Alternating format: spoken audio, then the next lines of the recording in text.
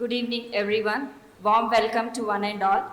Ladies and gentlemen, I'm special guest today. It gives me an immense pleasure and privilege to stand before you today. I am Harima. I'm absolutely glad to be your host for this evening. We are all gathered here to be part of an interesting and thoughtful discussion through launch and introduction to three books. Without wasting our time, I'm glad to invite our special guest onto the stage, Ram Mohan ji, Nandakumar ji. Our chief guest today is Ram Mohan ji. And also I would like to call Rahul Shastri ji.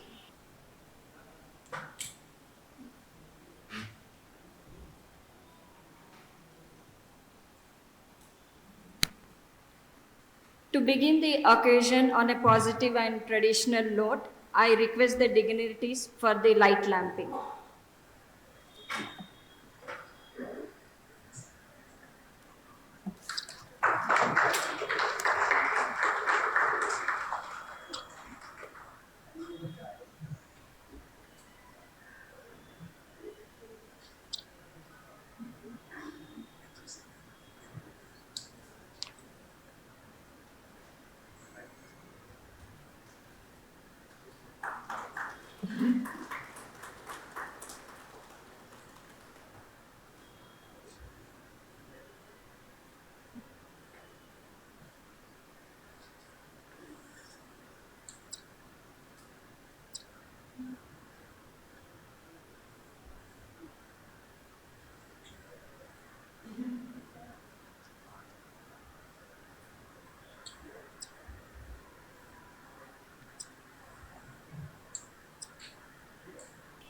Today, we have come together to be a part of very important topic and also to be a part of interesting and meaningful, thoughtful discussions.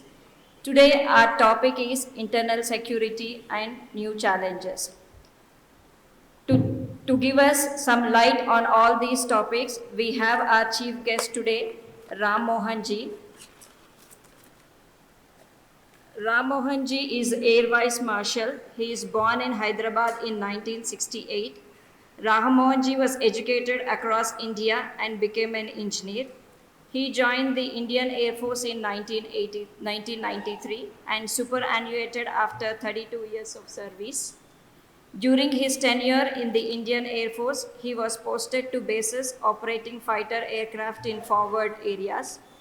He is a trained flight test engineer and has participated in testing and evaluation of the aircraft and systems. He holds a doctorate in social sciences and has published papers on technology sovereignty and export controls. He has conferred with the Presidential Award and Distinguished Service in 2020. I request Yogesh ji to felicitate him.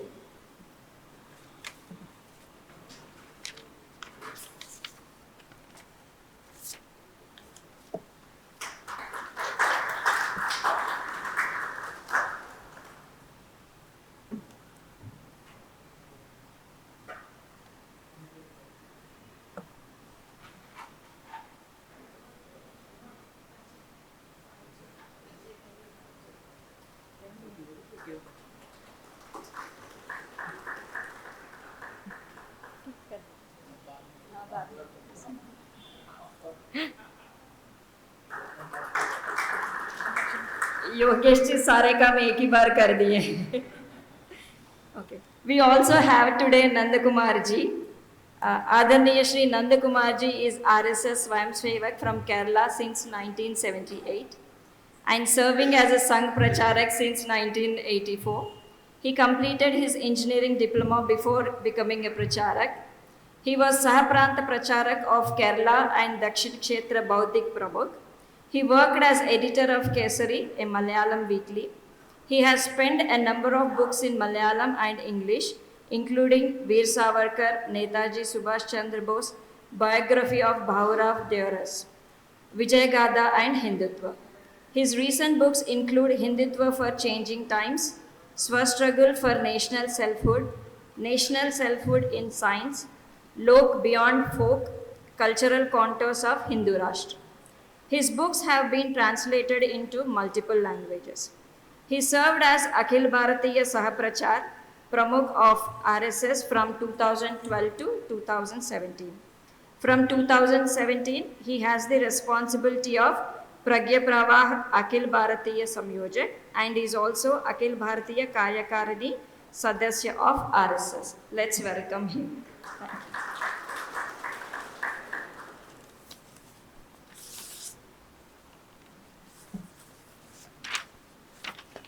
Our third dignitary today is Rahul Shastriji. Dr. Rahul Shastriji is a prolific author and a deep thinker. He has a doctorate in economics and has published 27 research papers and articles in various journal books including EPW, Asian Economic Review and Indian Economic Reviews. He has authored 5 books, translated and edited 2 books.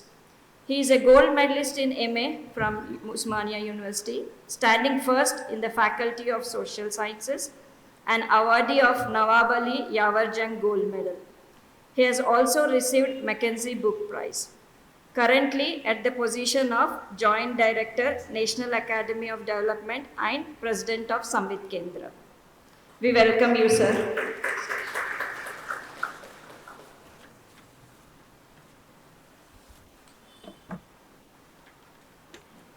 Now we'll have introduction to Samvit Kendra from Shailaja.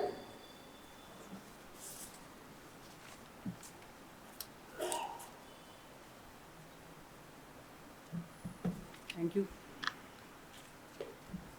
Namaste and good evening to all. It's an honor to be here today on the auspicious occasion of the Yoga Day. I'm representing Samvit Prakashan here, and the 3 of our books are getting launched today, and all of you will agree that it's a hat-trick actually. It's a record of sorts. Samvit Kendra, the Center for Integral Research, undertakes independent and original research on issues of national interest as well as cultural studies. Sri Ayush Nadimpalli and Dr. Rahul Shastri translated this national vision into action. Even in the earlier years, Samvit Kendra published many books. Samvit Prakashan evolved from the work of Samvit Kendra. Established about 6 years ago, Samvit Prakashan has already published over 75 books, primarily in Telugu and English, but in other languages as well, and also in few other languages, and averaging an astonishing 1 book per month. You will all agree that we are running some kind of a marathon race. We are a very unique publishing house, as we not only publish on India's rich socio-cultural histories, our colonial history, and also bring out books with a sharp focus on India's internal security issues. I'll name a few examples. Some of the books include, Khandavali Satyadeva Prasad Gari Swarna Bharati in Telugu, which depicts Bharat's glorious economic history of 2000 years. Chadula Chettu, which is already in Telugu, it's inspired by Sri Dharampal's Beautiful Tree. There are books of resistance history such as Musuniru Nayakas, and also a City of Victory on Vijayanagara Empire. Some other books also include Mahetihasam on Mahabharata, Rajilu Ramarajam and Ramajanmabhoomi issue, Adugadappuna Gudi Undi, and which all present glimpses of our cultural heritage. Kashmir Files, there's a book called Kashmir Files, it's both in Telugu and English.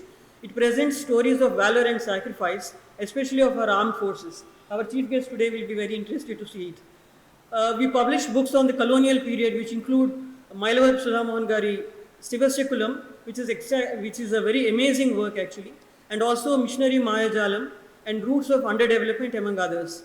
Biographies include those on Savarkar and the anti-colonial activist Sri Gaju Lakshmi Narsu Chetty in 3 languages.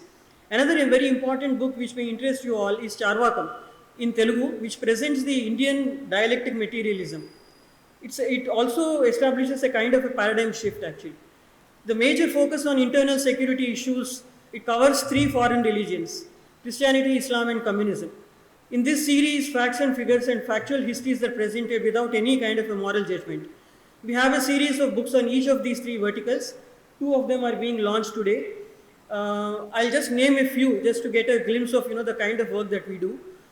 Islam Antarangam Jihad, Bangla Hindu Marana Kanda, Kraistavam, Idi Kraistavam, Saints or Thugs, Akari Pravakta, Tipu Nijaswarupam, Nizam's Rule Unmasked, Hyderabad Liberation Struggle, Khilafat, Hindu-Muslim conflicts, Bengal bleeding, and the reprint of Professor Seshagiri Rao's classic political Islam. Some of these also depict the history of resistance. Denying National Roots, written by Rahul Shastriji, Cultural Marxism, Gangalo Vishnavali, which is a translation of Dr. Rajiv Malhotra's Snakes in the Ganga, and the two books which are being launched today, they come under the category of communism and cultural Marxism. Red Religion, which is also getting launched today. The list of examples that I gave are very few. The total list is too exhaustive actually. I'm simply giving an idea of the kind of the wide spectrum of books that are being published. You will all appreciate that the humongous amount of effort which goes into writing, translations, editing in the production of Samvit Sahitya. Lastly, I would request each one of you present here to spread the word so that more and more people buy and read our books. Please visit the sites of Samvit Kendra, Samvit Prakashan, as well as Dakshinapada Studies, which is a partner also in our ventures. I would urge students, especially researchers and academics, as well as translators, to contact us to pursue in our research work. Now I will invite all the authors or the translators of the 3 books that are getting launched today. Firstly,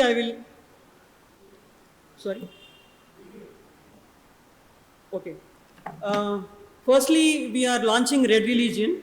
Author Dr. Rajiv Mishra, who's based in London, he has sent his video message. Can we play the video? Okay, sorry. I'm sorry. First is Red Religion. So may I invite Ashok Sharma from Center for Studies on Holistic Development from Raipur. He has especially come for this event today. Red Religion is published under their aegis actually. I invite you cordially, Ashok Sharma ji.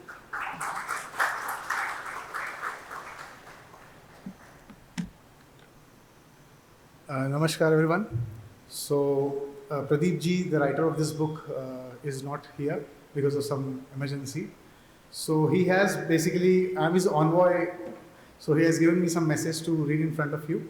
But before that, I'll take 30 seconds to congratulate Samvit Prakashan for such a beautiful organization, particularly listening to J.Nandakumar ji, Mohan ji, Rahul Shastriji. Even we have a think tank, so the last book we were referring was Rahul Shastriji's book. So it's a great pleasure here. Bhaiya is always very kind to us, and Shailaji is also very kind to us, giving us the opportunity to speak. So I'll be just reading the message from what Pradeep Srivastava has given me. So I quote, "Ladies and gentlemen, allow me to begin with an apology. It's truly unfortunate that I cannot be present with you today for this special occasion. Sometimes circumstances place us at a distance, even for moments which we cherish the most. Yet I am deeply grateful for my work can still reach you, and that this gathering celebrates not only my work, but the collective spirit of idea and literature. I extend my heartfelt thanks to Air Marshal Ram Mohan Garu and Sri J.Nandakumar ji for gracing this event with their presence. My warm congratulations to all the writers whose books have been launched. Moments like these remind us that the world of ideas is vast and each contribution adds to the richness of a shared intellectual journey. I am indebted to the publisher not only for believing in my manuscript, but also hosting this event with such care. And most important, I thank the audience without whose curiosity, your willingness to engage and presence here today, none of this would have been possible." So I'll give a small brief on Red Religion, what he has written. Communism remains a relevant subject, not because I chose to write it, but because the dream of equal society continues to fascinate humanity. For some, it appears to be a guaranteed path to success. For others, it appears for resentment or grievances. This duality makes mass mobilization possible. When people are convinced that equality is in reach, they rally behind it with passion. History, however, shows that such experiments have failed. Yet the idea resurfaced, repackaged, rebranded and marketed in newer ways. In the age of social media, reaching millions is no longer a challenge. And in a society as vast and diverse as India, there is no shortage of both hopeful and disillusioned voices. This is why understanding the fundamentals of communism is not optional, it is essential. In my book, Red Religion, I have attempted to go beyond the basics while writing from the grounds up in a simple, accessible language. The book begins with the revolution of Europe in 1948, and which marked to be the turning point in the spread of communism. It also explores individuals who had carried the torch, the aftermath of those movements, and it also draws striking parallels with the communism and religion. Hence the title. I hope that the readers will find book not only informative but also thought-provoking. It is also merely a choice of event, but an invitation to reflect on ideas that continue to shape societies, often in ways we do not immediately recognize. Finally, I thank you again for your patience, for your attention, and your willingness to engage with these ideas. Though I'm not physically present, I deeply feel connected in this gathering through your presence and interest. Thank you. Pradeep Srivastava. So, our center's name is Center for Studies in Holistic Development. So, we are basically a national think tank located in Raipur, Chhattisgarh. So, our primary core area of interest is communism and Janjati studies. This is the responsibility given to us. So, we make a lot of literature on these materials. Pradeep ji, although is a software engineer, so that will be a very good thing, but he has become an expert on communism in the last 3 years, studying again and again. We are pursuing him. So what I found out from my center was the brightest of writers for communism are people who are coming from IT, mathematics, not from social sciences. So that is my observation. That is what I felt. So in that way, with Shailja ji and Ayush Bhaiya, we have done a lot of things together, and I hope that will be what Shailja ji said was we are printing one book per month. So we should try that target. Yeah. And we'll also help Shailja ji in that work. Thank you very much. Thank you, Ashok garu.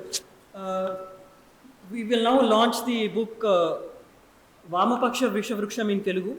The Hindi original is Vishaila Vampant by Dr. Rajiv Mishra. It's a very well-known book. He has given his message, or video message, so we'll play it now. He's based in London. Namaskar.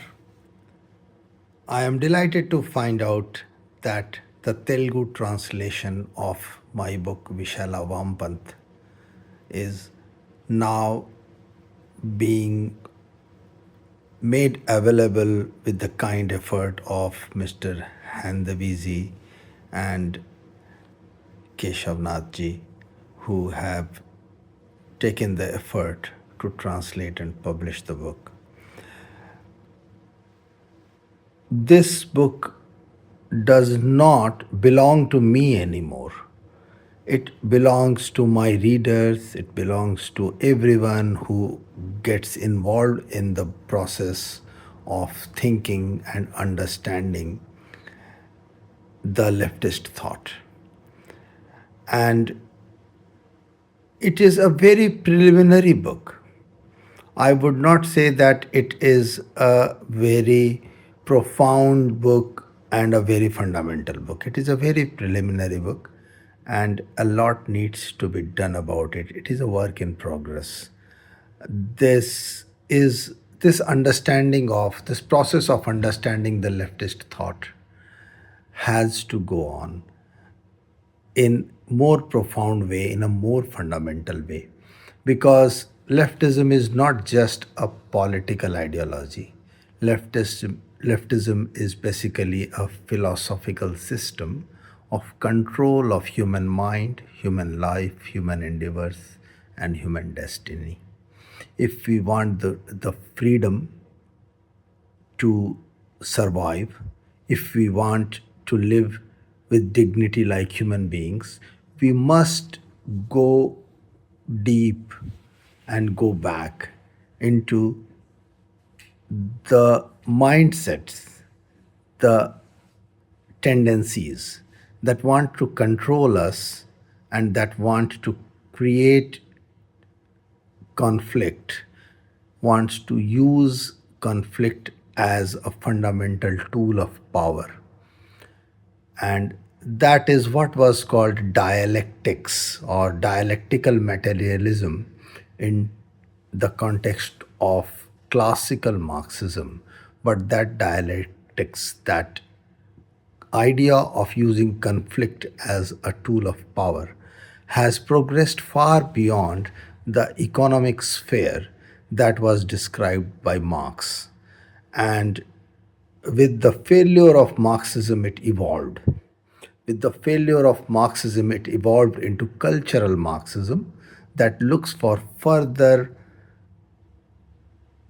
spheres of conflict in social life, in cultural life, as well as within the psychological world of a human being himself. It puts not just black versus white, rich versus poor, man versus woman, but the man himself against him, man against his own identity, man against his own mind. And that is the very fundamental basis of conflict that is now progressing into cultural Marxism. And we have to understand one thing: this fight can never be won.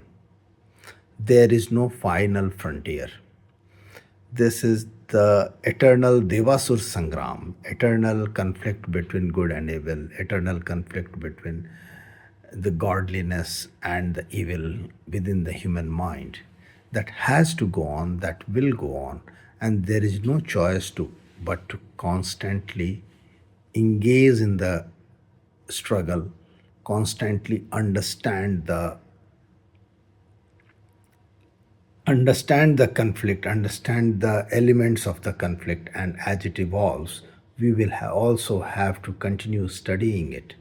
So, I thank everyone who is involved in this process of taking the word further, of contributing to this process of preserving our freedom, preserving our dignity, and make more and more people aware of this eternal conflict between good and evil. Thank you very much again, and hope that we make further progress and explore the question, the very fundamental question of human freedom more and more deeply. Thank you very much. Namaskar. We thank Dr. Rajiv Mishra. May I now, we are also going to launch the third book of the evening, which is called The Narco Siege of Bharat. The book is about drug trafficking, which is a very big internal menace of India. So, the book is produced by Samvit Kendra and is compiled by Sri Krishna Prasad ji. I think he is somewhere there in the audience. So, thank you. May I now invite Pramod Garu to give a brief introduction about the book. Thank you. Namaste ji. This is a book. This is the book, and I was lucky enough to read it pre-publishing, and I thoroughly. It was an eye-opener for me. I never realized the extent of drug addiction that is happening in India. So this is a tough book to summarize in the few minutes that I've been given, but I'll try to do my best. That is all there. So first, I congratulate Krishna Prasad ji for doing this wonderful book. Okay, he's not in, so he's allowed me to speak on his behalf. So I'm just trying to put his work in words here. It is not there. See, unfortunately, because of geography, we have an issue. We are in between the Golden Crescent and the Golden Triangle. So on one side we have Afghanistan, and on one side we have this Burma area. So it's like a house in which there is a flood of water coming from two sides, and the water invariably comes into our house. Okay, this weakens our youth, and the youth addiction to drug is a big problem with population dividend. So we are the youngest country in the world, and we want to get benefit from the population dividend. But because of youth addiction, the best are getting destroyed. Okay, it was an eye opener for me, the amount of drugs and the variety of drugs that are available. There's a drugs for poor people, there's drug for high achievers, there's drug for entrepreneurs so that they can become unicorns.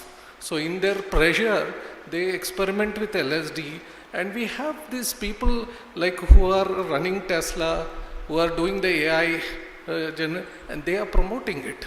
Okay, so because of all this, what's happening is instead of living for a long life, they destroy their future for a few months or years, okay, of doing this that is out there. So this is a very good book. I would recommend that each of you buy this book, discuss with your family, and especially any parent. If you don't read it, you are going to destroy your own family. This is something that you should know, your spouse should know, you should discuss with your friends, you should discuss with your relatives, because this is a mafia. This is something that you are not going to win as an individual. This can only be won when we work as a society. So we are unfortunately not able to go on the border and defend the country. But at least within the country, what can we do is this is something that where we can talk about. It's extensive data is there, extensive references are there. As I mentioned, this is something that is very difficult to summarize. And the very beautiful part of the book is it also talks about how Bhagwan Shiv has also been manipulated as being a promoter of drugs. Okay, so they use every angle to get it, and I myself in the last 5 years have been asked to use drugs by a senior IPS officer in Goa, okay, who is not from Hinduism, and another who is an assistant commissioner in the customs that is out there. So you are going to be targeted. The bright are going to get targeted and being taken out. So you have to worry about it. You have to protect your family, and this is something that everybody can participate. This is a war in which everybody can participate. This is the book, small amount, 150. Make sure this becomes a bestseller. Thank you very much. Thank you everyone who have helped us to understand these books and giving us a small introduction. Now, without further delay, we will proceed with the actual book launch.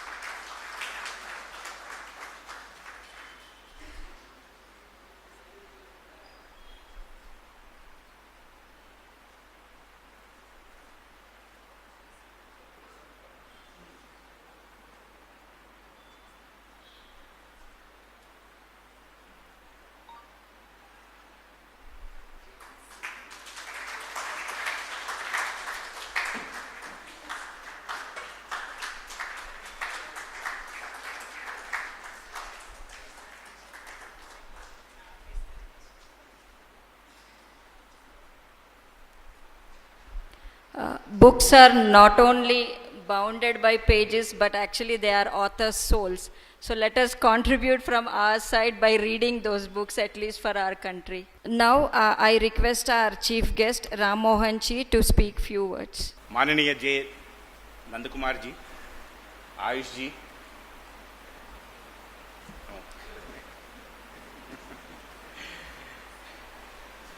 Doctor Shastri, and सभा में उपस्थित समस्त सम्मानित guests who have come all the way to attend this ceremony and participate in this seminar. सबको मेरे तरफ से सादर प्रणाम. తెలుగులో ఎందరో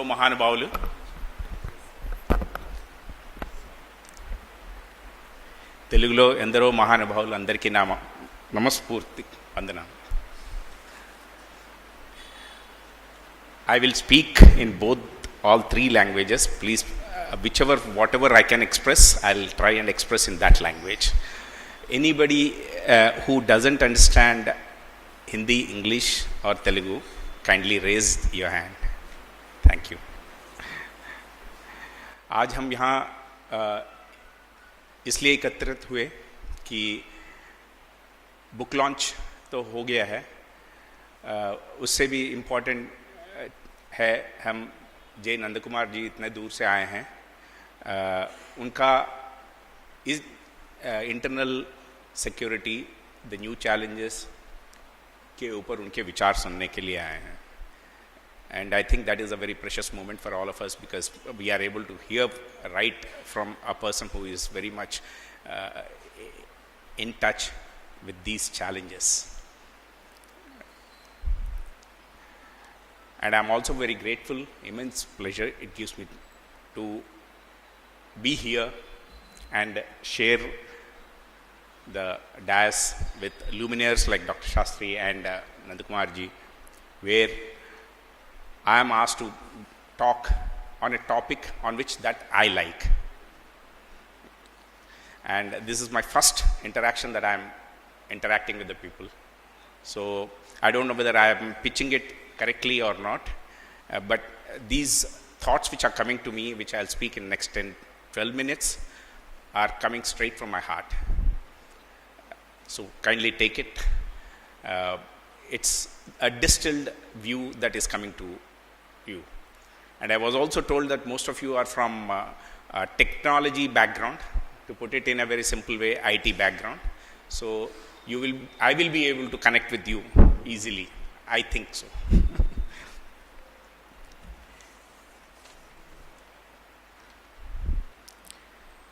What is security? Any guesses? रक्षा, क्यों रक्षा करना है हमको, क्या करना है? What do you mean by security? We don't have to define. It's already been done a few thousands of years ago. We all know. Right? Go and refer to Vedas. It's already mentioned there. And that thing has been formalized way back in 4th century BC or Kautilya in his treatise Arthashastra. So the security comes. Security can be internal, security can be external. But when we analyze this, there are even the modern theories also, they talk about the old, what I mentioned, like Kautilya Shastra, Kautilya. There are 3 levels of analysis it is done. One is at state level or national level, the second is the society level, and the third one is the individual level. So the security is applicable to all the 3 levels. When we talk about the security for all the 3 levels, the national level, what we call akhandata, sovereignty, we are more worried about it. So I have to protect from the external threat, for which I am glad I was given an opportunity to serve in armed forces. So we know the adversary. So enemy is there, we fight with him, we prevent him coming in. We sit at our frontiers, borders, and we protect our akhandata, or sovereignty of our country. Next comes the society. Society is where we are all living in that nation or a country or a state, and that is where we are all form a group. And this group needs to be protected. From whom? The external protection is already there. This needs to be protected. This group needs to be protected from the internal. So this protection is what we are talking of, and this security is what we are talking of as internal security. I would take liberty of extending this logic to individual level security also in a slightly later. But समाज का जो सुरक्षा या समाज का जो security है, that is what we are worried about, or that is where we are posed with the challenges, internal security challenges. There are various theories and treatises, a lot of papers have been written, but when it comes to the fundamental understanding of when we say internal security. It starts with our body. I mean, if your body is fine, you can fight others. That is, body is inside, I'm saying, soul or body. If you are strong enough, you can fight external. The same thing is also applicable to the society. If a society is weak, the external enemy takes advantage of that. If the society is being threatened internally, then the external forces, they take advantage of that and they invade. And take my word, the history is evidence for that. Defeat is guaranteed. So the core strength comes from the internal strength only. And internal strength is your society. The society's whatever threats that are, please be guard against those threats. Conventionally, we have seen internal security. The moment you talk about internal security, what comes to everybody's mind is Ministry of Home Affairs, police, and other organs of the government. And we have also seen, just in the book launches, we have also threats, internal threats. So if you see, again, going by the theory, rebellions, separatist movements, communism, one of them, corruption, governance, all these are listed in conventional internal security threats. Enough has been spoken. Neither I am an authority on that. But the title of the topic is New Challenges. These are the conventional challenges that we have talked about. So what are the new challenges that we are facing today? The new challenges are in a domain, in a space, in an area which none of us are prepared, nor we have any idea about it. And again, I am suggesting that these threats are already there. We are already, some of us are victims, some of us are about to become victims, or it is imminent any time. What are these challenges, or what are these threats? I will use a word called cognitive. All of us are aware of this cognitive word, something to do with thinking, mind, all brain. Today, every threat that you see is related to this particular domain, cognitive domain. We just about a year back, we have seen something happening at our borders.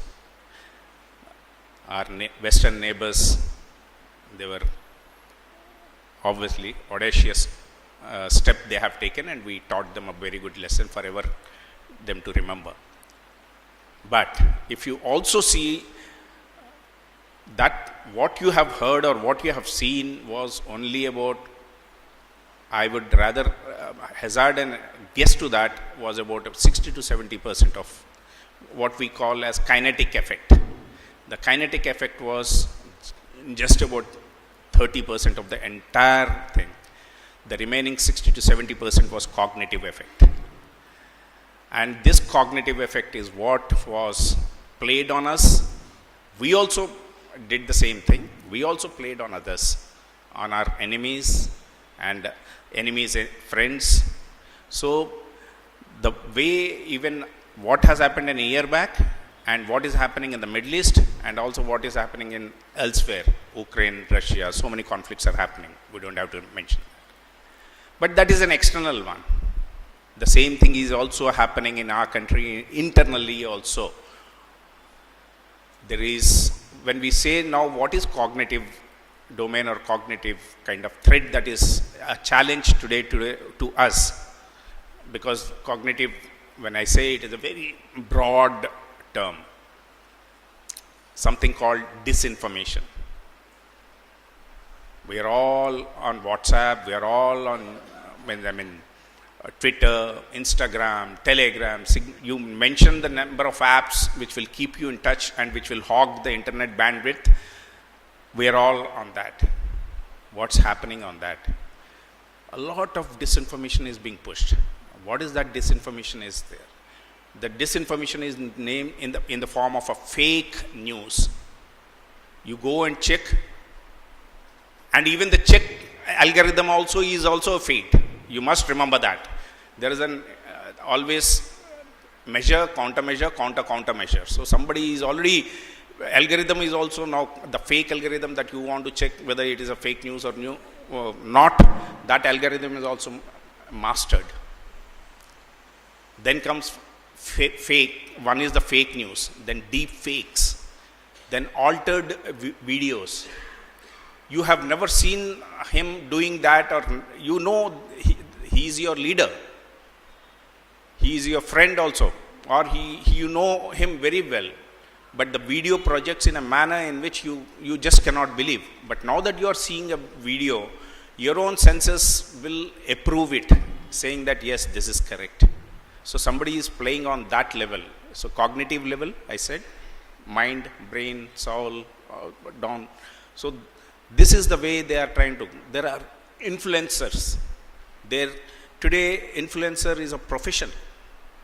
It's a profession.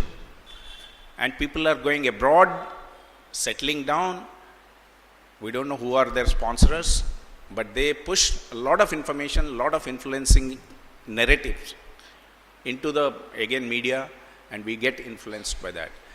When we say, probably a certain amount of elite might be there who understand this and they may not fall prey to it, but there is majority of the majority of the population which is not aware of this, and we need to protect that particular population from these threats.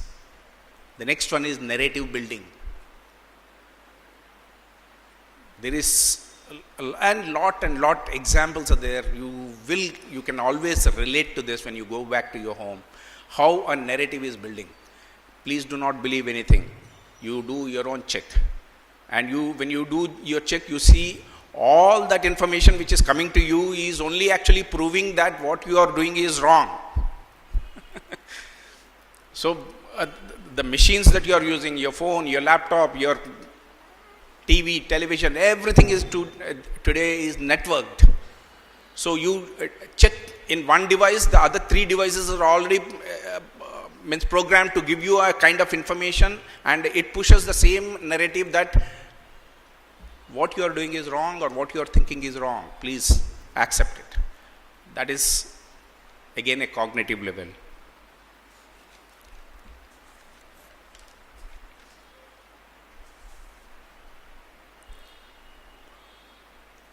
Flip side of this is only we are talking about the society. Now, what are the effects that it is creating? In fact, I was talking to somebody yesterday. Every year, the holidays for the next full year are declared by the government, and it gives you a list of holidays. And it gives you 18 holidays that you can declare in that year. So it gives you a flexibility to declare 12 holidays, which are again by the government law says that you declare 12. So it gives you a flexibility to say, okay, fine, I'll take this 3 holidays for my company or my organization. So I was going through that list last year, about 4 or 5 months, when we had to prepare a list of holidays for this year. So when the list was put up to me, 25th of December was put up to me saying that it is a holiday. I said, fine. But if anybody who is not following that faith, definitely let him come for the work. He can take any other holiday which is there in that list. Everybody agreed.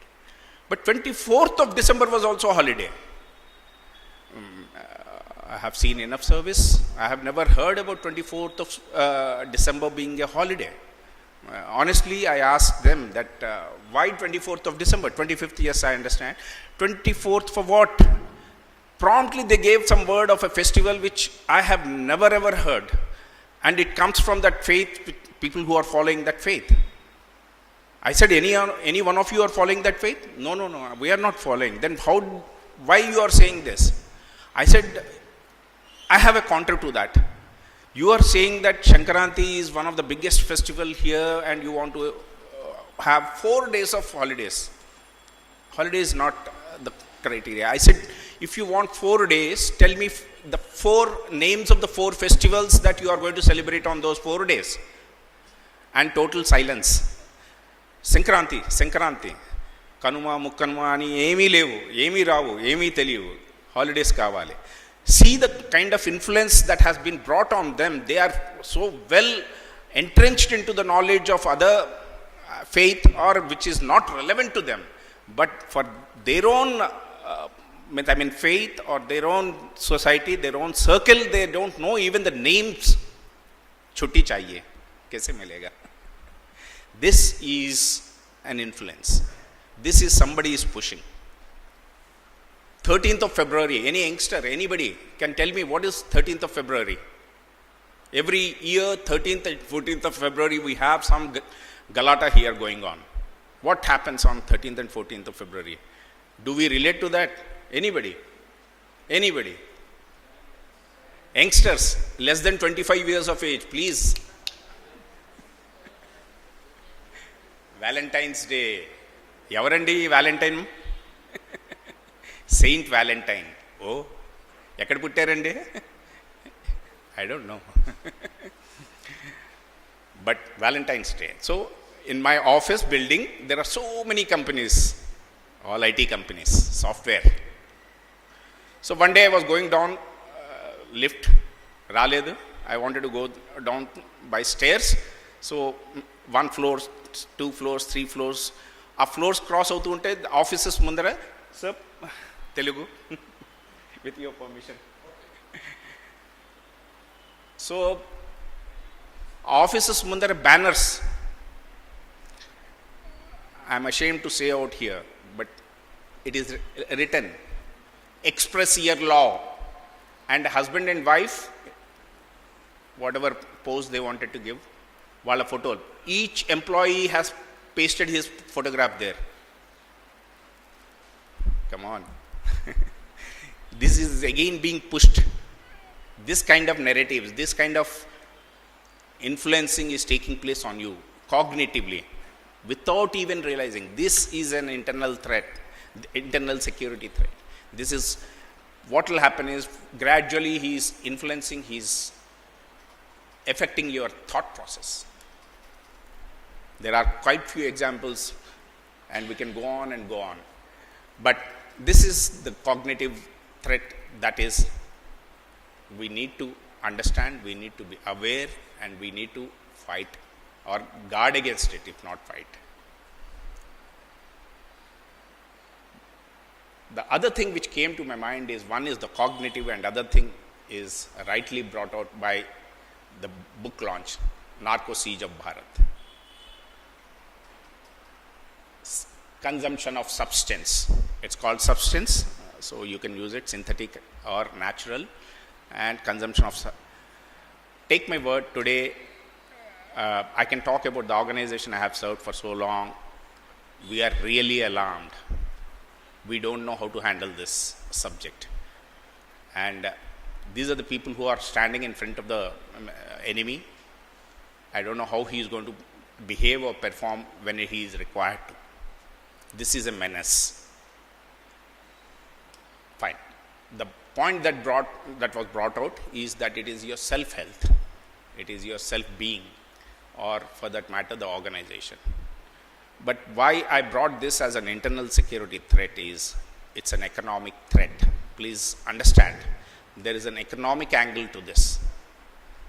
There is terror angle is always there, it is always linked, but the economic angle is somehow to get a chunk of your economic productivity, or to put it in a very GDP, and take it out so that some certain amount of population is always engaged in consumption of these substances.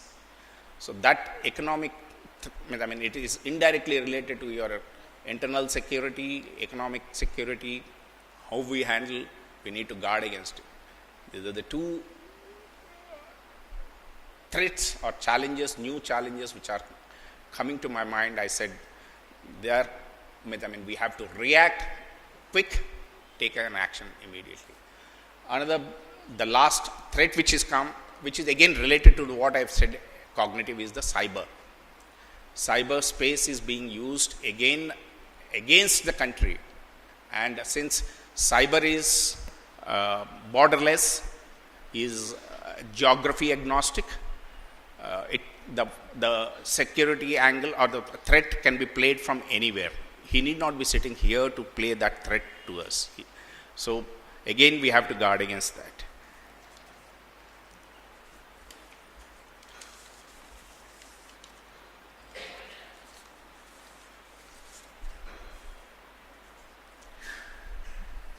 An important point about these new challenges which have come is they are faceless, they are trailless, because the trail or trace, it's very difficult to find out as to where did this actually originate from. You have to go down and do a lot of analysis, and then you will understand as to where is this threat has emerged from and how do we plug it. And they're all subsurface. On the face of it, it looks very innocent, innocuous. There is nothing wrong in it. It appears like, again, I was talking yesterday, it appears as a norm. What is wrong in expressing love in public? That is the kind of question I was asked when we were talking about that February 13th and 14th thing. There's nothing wrong. Oh, so now it has become from a wrong to a norm. So tomorrow it becomes a practice. Day after tomorrow it will become a custom. And after the custom it becomes a rule. There's no problem. That is the wrong thing. So that is where, it is being influenced in a manner that there is absolutely undercurrents, and it is working in that fashion. So having said this, I want you to recall in the beginning I said I will also talk about the individual. This is the society we have talked. Rashtra or national level, state level, I have nothing to say. Now come down to the individual. And that is where my appeal to all of you is. All of them are actually coming and stopping at the individual level. Each one of us constitute a society. Each of the societies constitute a nation. So if I am strong internally, my country, my nation is going to be strong. If my character is strong, my nation's character is strong. So once we talk about the individual level, and when we say Charitra, they say Charitra Nirman, Rashtra Nirman, we have heard enough. But how do you go about building your own character? I have listed out some values. Again, in your own time, please read this value system, beliefs, how they all form a culture. From the culture, how it forms the character of the nation. So in your own time, read. But few attributes or few values that I want to convey to you, think it over. It doesn't happen in one day or 1 hour or 1 month of study. You have to constantly read about this, understand, and practice. 2 attributes come to my mind is integrity and honesty. I'll put it the other way around, honesty of purpose. It doesn't say that you got to be honest in any, honesty of purpose. What you are doing is worth or not. It can be a financial worth, it could be a professional worth, but you have to have that honesty of purpose. And the same honesty you demonstrate again and again and again in different situations, that becomes your integrity. These are the 2 attributes. I leave it to you. Think about it, work on them, and probably you will realize and you will be much more mature and a complete person whom you can again contribute back to the society and to the nation. Honesty and integrity. With this, I end my little thoughts that I wanted to convey to you. I am grateful to Samvit Kendra for giving me this chance. Ashok ji, Ayush ji, thank you very much. Thank you, sir. Thank you, Ram Mohan ji, for sharing your observations on different threats which are available and also how they influence our thought process. Obviously, I cannot agree with him more that honesty and integrity have to be our attributes and they have to be demonstrated right from our family. That is a way we can give back to our society. Thank you, sir. Very happy that Nandakumar ji and Ramon ji found the time to be with us and launch these books. And I am proud of the work that Samvit Prakashan is doing, including our team in the office that has produced a book which is of very direct and pressing relevance for society today. The drug problem, and the Prakashan looks at all the problems that tend to attack our swabhava. The swabhava or the seed of our nation. There are two types of security: formal security and essential security. Security of the form, government can provide. It can protect law and order, it can protect administration, it can protect the borders. But the security of the essence, that only you yourself can provide. For essential security, the best example which we can remember is Lord Vishnu. He is called Bijam Avyayam, the immutable or the indestructible seed. The seed of this nation, our own Swabhava, should also be immutable and indestructible. And Adi Shankara explains why he is called Bijam Avyayam. He says, Anyatha Bhava Vitrekarna Karanam Bijam Avyayam. So, through opposition to a bhava that comes from a different motive or a bhava that is otherwise to your own swabhava, through this opposition he becomes Bijam Avyayam. So that is inspiration for all of us in our own life to become Bijam Avyayam, and at every instance consider what affects the essence, the swabhava of this nation. And Nandakumar ji will be much more enlightening on this topic. So I will not take much of your time. We are all waiting to listen to his words. Now I would like to request our Nandakumar ji to make us think deeper on this topic. Most respected chief guest of this function, Vice Admiral Ram Mohan ji, and our guide, philosopher, Adhyaksha, President of Samvit Kendra, Adaraniya Rahul Shastri ji, and all my dear participants, भाइयों बहनों, आज के इस कार्यक्रम में I have been asked to speak about one particular point that has already been spoken by our chief guest, and no matter whether how long Shastri Garu has spoken, but still he has also covered everything what I have to speak. I will just try to explain what they have mentioned about the most important topic which we are going to discuss, that is the internal security of ours. Rajmohan ji, while starting his speech, he has mentioned about Kautilya. Kautilya was the greatest security expert the world has seen.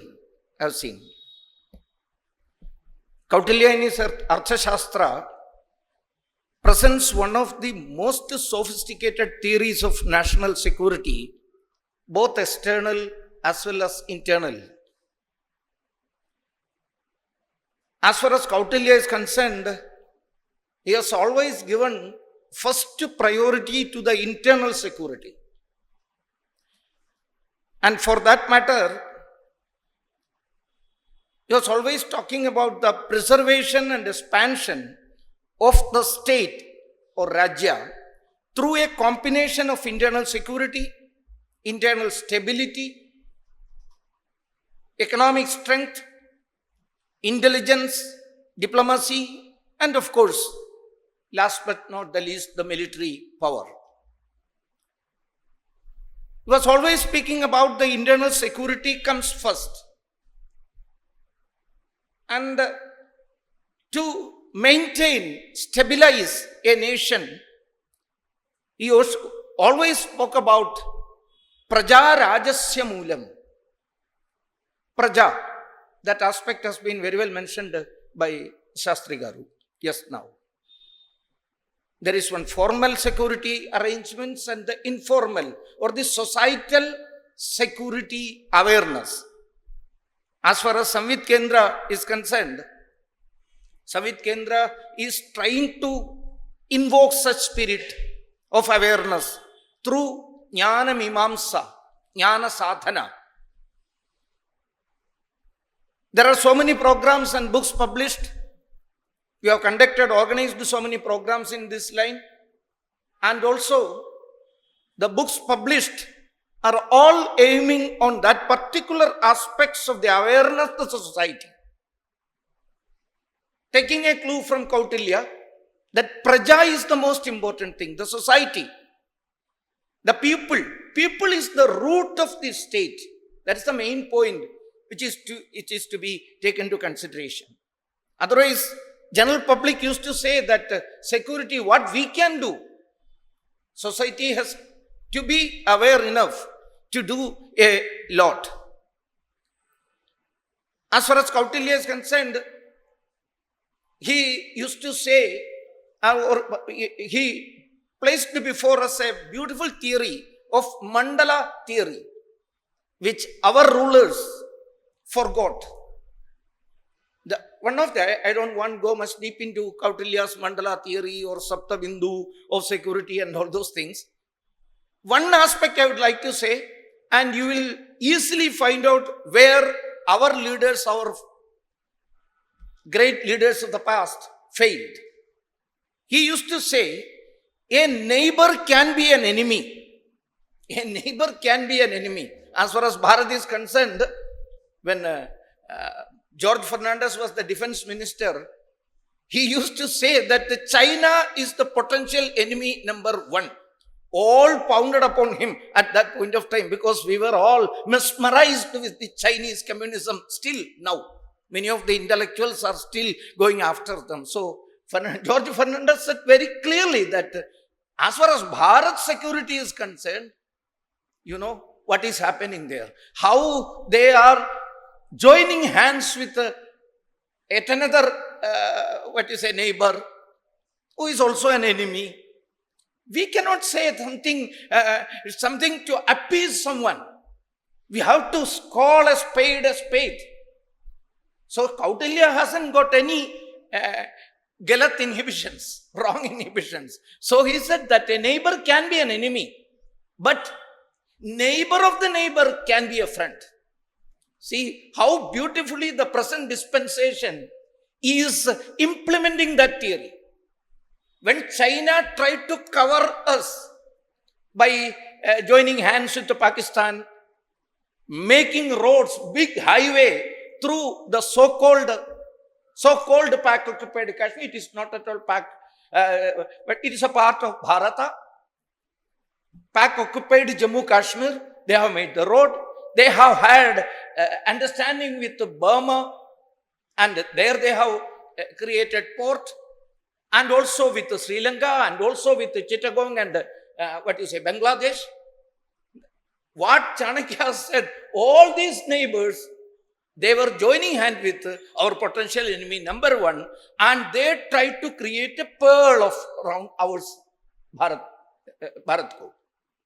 What our present dispensation did, they haven't got any wrong inhibition. They said that the neighbor of the neighbor can be a very good friend of ourselves.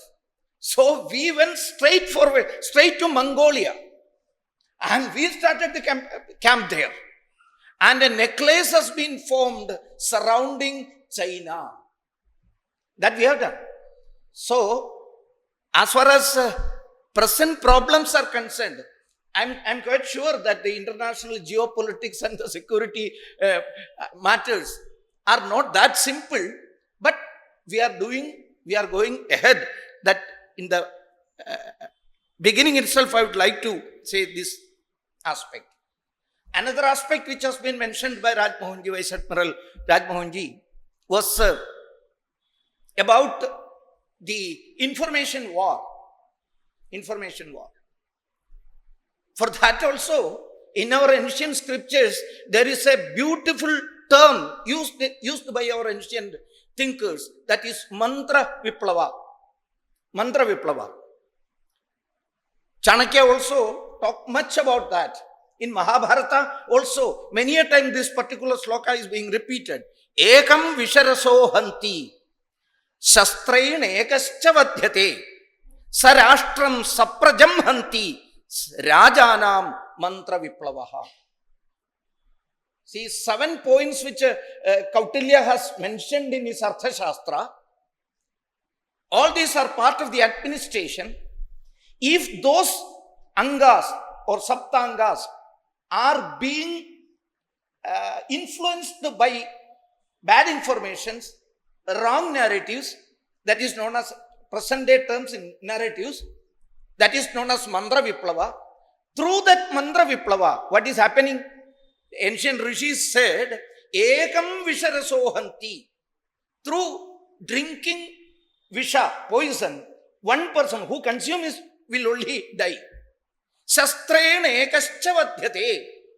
When the weapon is being used against one, that person who got that cut or piercing, he will die. Only one. But through mantra viplava or this information war, sarashtram saprajam handi. Rashtra will die. All the praja will die. No matter the Raja will also die. Raja means only the Prime Minister or person. No. All the heads of this administration, which has been mentioned by Kautilya, the Sapta. Sarashtram saprajam handi rajanam mantra viplava. When this rajanam, the representatives of the nation, is being controlled by the bad information, wrong information, or the narrative war, the whole Rashtra, along with the Praja, will die. So we have to be very careful. We have to repeat one more thing, once again. Praja Rajasya Moolam. We are the root. So we have to take control of our society. In that matter, we have to go ahead. So let us go through the points which I have prepared that already have been covered by well-learned my co-speakers. So many problems are there, so many problems. If you are numbering it, we cannot explain or describe it in one session. One major problem about the society is the division and the samajik inequality, discrimination, social injustice. We cannot deny it. It is still in our society, the Hindu society. Some people try to cover it with some sort of sheets or something, but it is not a fact. There are inequalities, problems, lack of social harmony, lack of samajik samarasata is there. I would like to say the greatest threat for our internal security is this social inequality and discrimination. We have to find out where it has sprouted, how it has grown, to this level, who all are playing there. Just saying nothing is happening, goody explanation say kuch nahi hone wala hai. We have to address that fact also, that thing also. Another thing which has developed in the recent time is the prantavada or the stateism. Recently there was a very big function program held in Kerala, not my Kerala, your Kerala also, our Kerala. The program's main theme was cutting south. Cutting south. And our, at that time, Pinarayi, now opposition leader, at that time he was the chief minister, he inaugurated that great seminar. Great seminar aiming to cut the whole south of Bharat. And the keynote speaker, that is a strange thing happening in Kerala. Keynote speaker was the opposition leader. See, this is a strange phenomenon happening in Kerala. The whole Bharat it is happening. In Kerala also it has started. So, opposition and the ruling faction will come together. Anything against it is, if it is against Bharat, against the very concept of the unity of Bharat, they will come together. If anything it is connected with Islamic fundamentalism, they will come together. If anything in connection with this Kashmiriyat, they will come together. And at last they will come together to raise the salary of the MLAs. These are the ways in which they were together when Madani used to be, they made statement about the freedom of Madani and all those things. Okay. So what is, at the end of the day, what is cutting south? They are saying that the southern states, including your Telangana, and they are very much low in with Telangana. Telangana, I don't know whether they are including Andhra Pradesh now, but Telangana, Karnataka, Tamil Nadu and Kerala, they are saying that they should come together. A great film actor who tried to start a political party in Tamil Nadu some years back. Now, I am not talking about the chief minister of present Tamil Nadu. He was a great Ulaka Nayakan. He tried to start a political party. Some might have remember the symbol or the logo he has used. There was 5 hands putting together. It was that. That was a symbol or the logo, the figure which has been used as the symbol of that political party. What was the intention? They are saying that these states have got something special. Not like this Hindi cow belt. It has got something special. The main thing is we are supporting, saving, protecting the whole Bharat. We are paying tax more.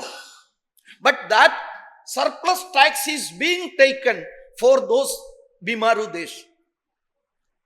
So we have to fight against the Indian hegemony, Bharatiya hegemony. So Telangana is not part of Bharat, Tamil Nadu is not part of Bharat, Kerala and Karnataka are not part of Bharat. We have to cut away. Cut away. What else was the message they are giving? This is the Prantavada. There is cutting east also. There was, I don't know whether now anyone will say it in Bengal. But some years back it was told like that. In 2020, the book which has been mentioned by Harima, yes, Harima, which has been, she said that I wrote it. I didn't wrote it. It was not written by me. It was written by our great leaders, our thinkers in Sangha and the Hindutva field. Okay, in that book, there is a mentioning about Greater Bangladesh. Greater Bangladesh. This Statuvada or Prantavada, it is a serious internal security issue as developed into that level that from Bengal there was a plan, a cruel, dangerous plan led by then Chief Minister that parts of Bangladesh, Bengal, part of some Orissa, Bihar, Jharkhand, they have made secretly a map even, a greater Bangladesh is to be formed. So these type of security issues were also there. In that book it was mentioned, and at that time Bengal Mukhyamantri has threatened the author that he will file a case against that author. Okay, thank God it was not filed.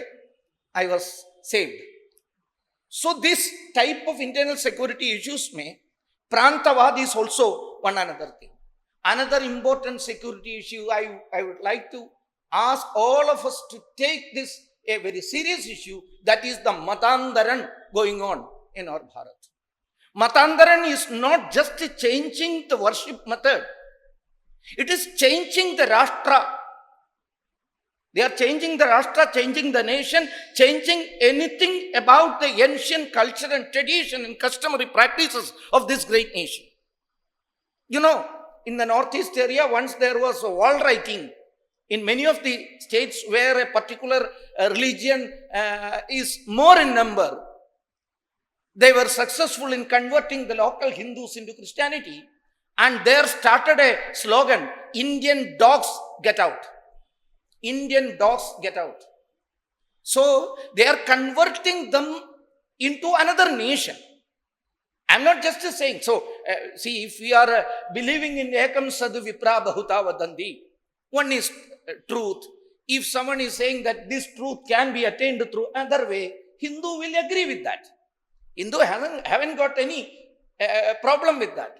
But when you are changing the worship method, along with that you are considering yourself as something other than Bharat and started calling the other Hindus or the other people as Indian dogs, get out. That's a serious problem which we are facing.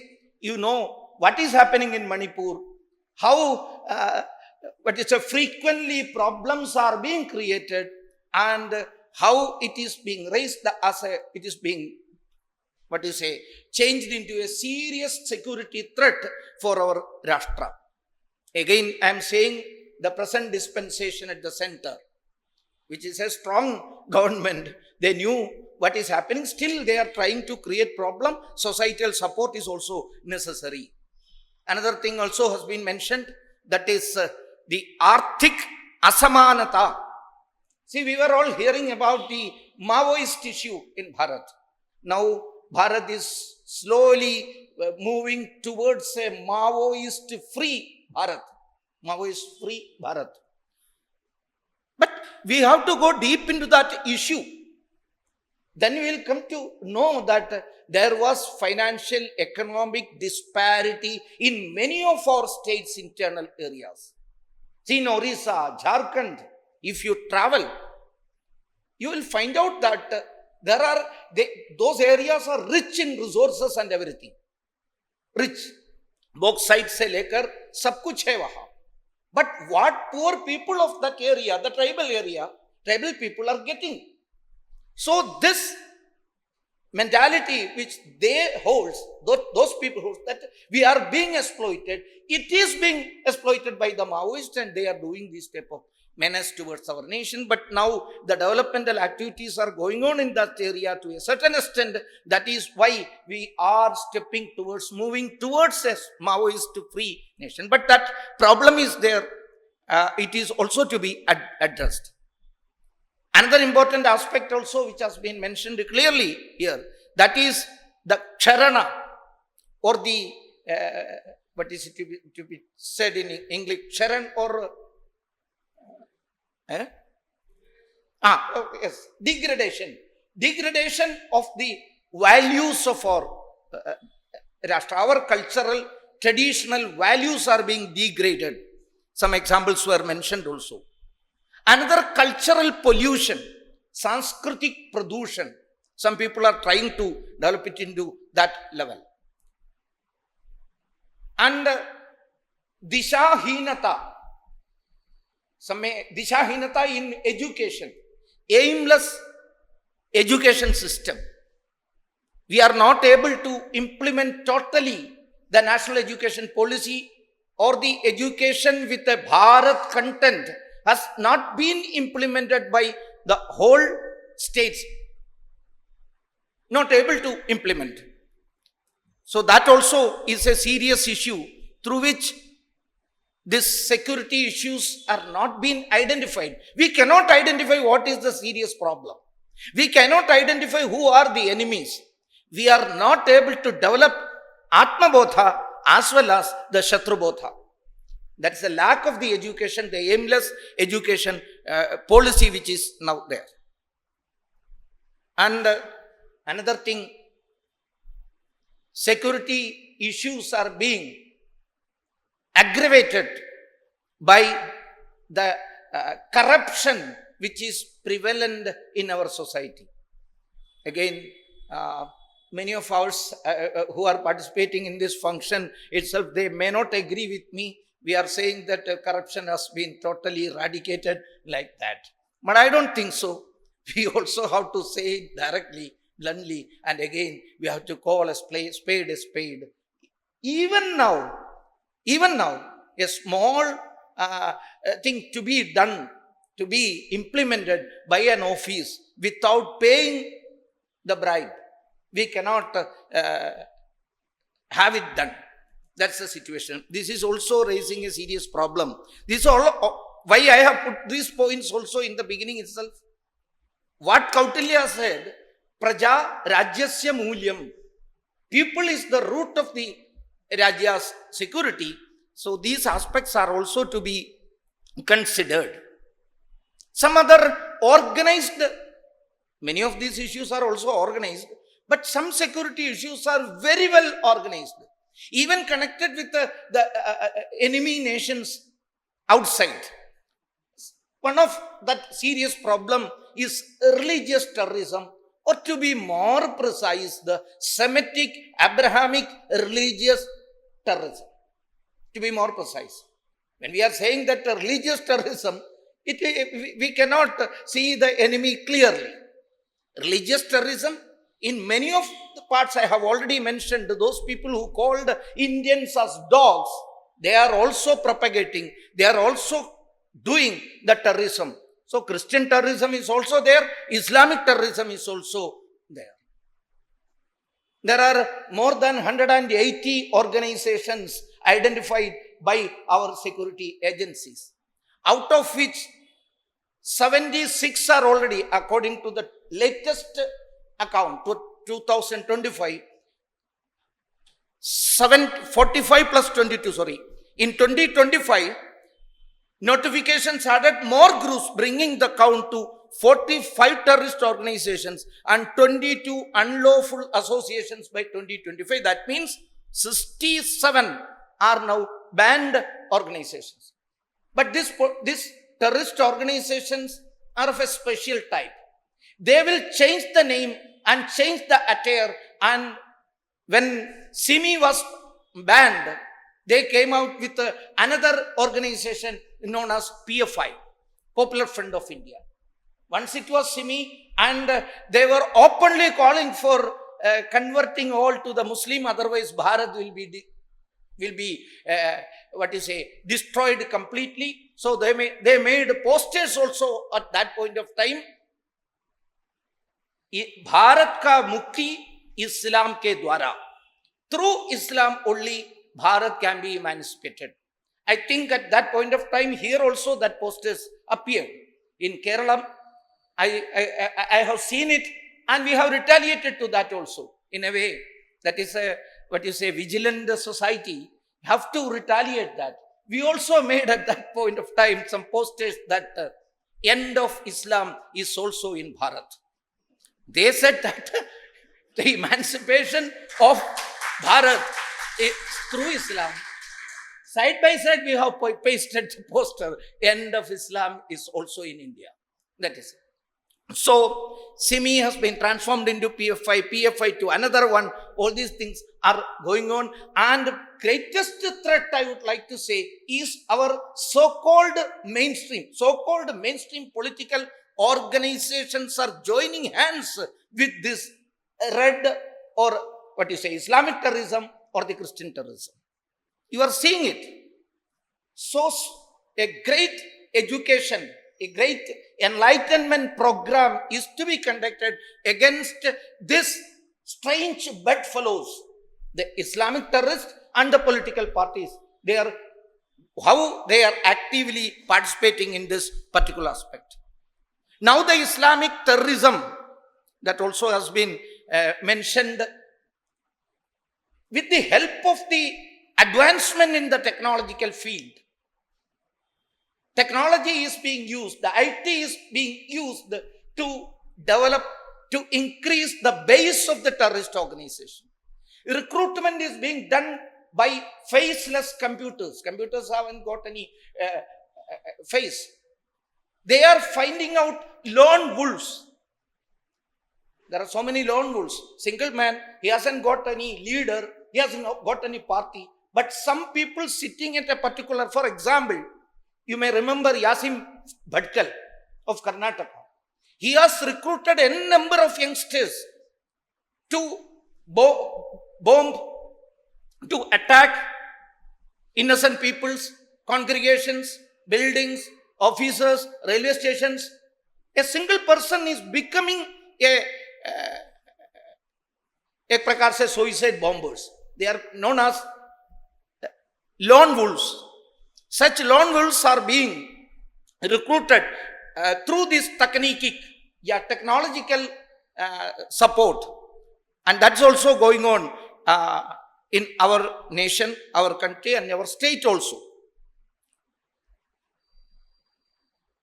Another important Atangavad or terrorism, which is a major threat to our nation, is the left terrorism. It has also already been mentioned, the left terrorism. I have mentioned about Maoism, and in that it all came. So, when we are talking about the Maoist terrorism and we are claiming that Maoism has been ceased to exist because of our military security machinery actions and all, but one thing we have to be very serious. Recently in Jharkhand, in Bastar, one of the senior leaders of this Maoist man surrendered. He surrendered his weapon and all. I think Ashokji can say, specifically Pradeep or someone else, he made a press conference. And in that press conference, he openly stated, we only surrendered our material weapons. Openly, he made a statement, claimed, and we are going to the Shahar town. We are going to the colleges. We are going to the universities. We are going to the academic institutions. That means now, how far it is going to be, work as per their plan, that's a different question. That's a major question arising against you and me. This is a tactical retreat. What they are making is a tactical retreat. Why I am saying so? In Kashmir Files, all of you might have seen that film. There is a lady professor villain in that film. She used to say a particular sentence, government maybe it is in your hand, but the system is in our hand. System means what? System is academic institutions. System means, sorry to say, the law department, judiciary, and all those areas.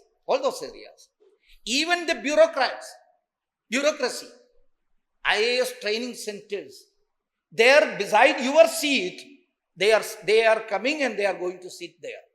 They are going to control the system. That is why that lady said, system is in our hand. So this is a tactical retreat only. They are going to work to attack on our consciousness. Actually, they are attacking our consciousness. They are attacking our memory. They are trying to create us memoryless, smriti हीन व्यक्तियों को निर्माण करने के लिए they are trying.